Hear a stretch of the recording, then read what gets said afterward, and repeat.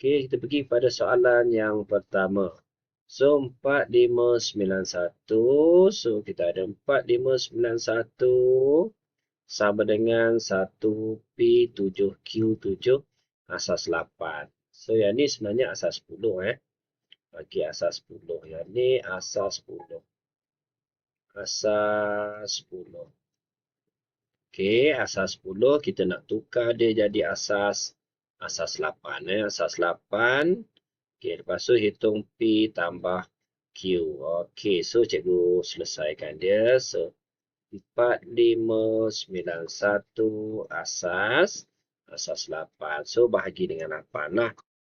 Okey, so cikgu bahagi 8. 4591 bahagi dengan 8. So, pelajar akan dapat macam ni. 573 bagi 7 asas 8. Kalau pelajar dapat pecahan macam ni, pelajar mesti tukar, dapat perpuluhan macam ni, tukar pada pecahan. So, 573 bagi 7 asas 8. 573 bagi 7 asas 8. Macam tu.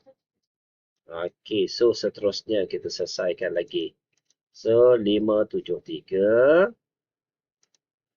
So, 573 bahagi dengan 8. So, pelajar akan dapat macam ni.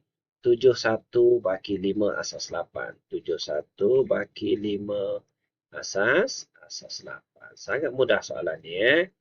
Okey, sambung lagi. 71 bahagi 8.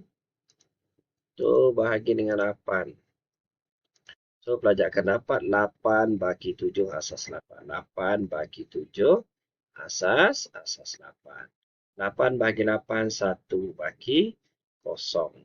Okey, lepas tu 1 boleh bagi 8 tak? Tak boleh. 1 turun bawah. Baca daripada bawah pelajar.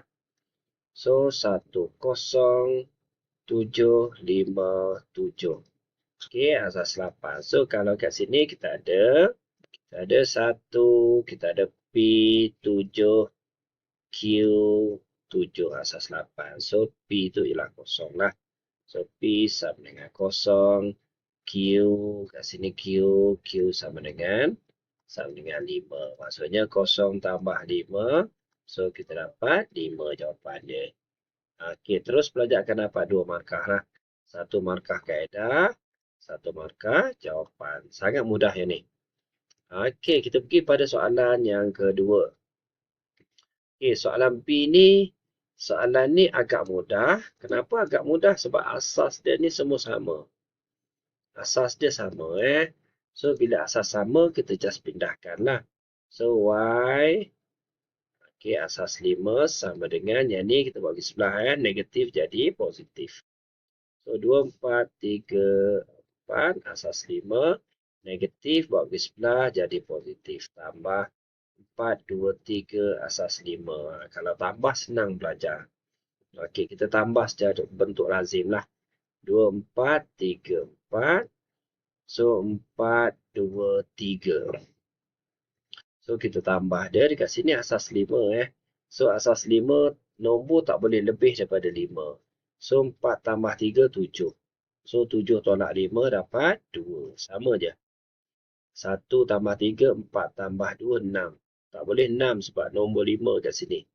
So, 6 tolak 5 dapat 1. So, naik 9. 9 tolak 5 dapat 4. Naik 1. So, dekat sini 3 lah. Okey. Pelajar akan dapat macam ni jawapan dia. 3, 4, 2 asas 5. 3, 4, 1, 2 asas 5. Sangat mudah.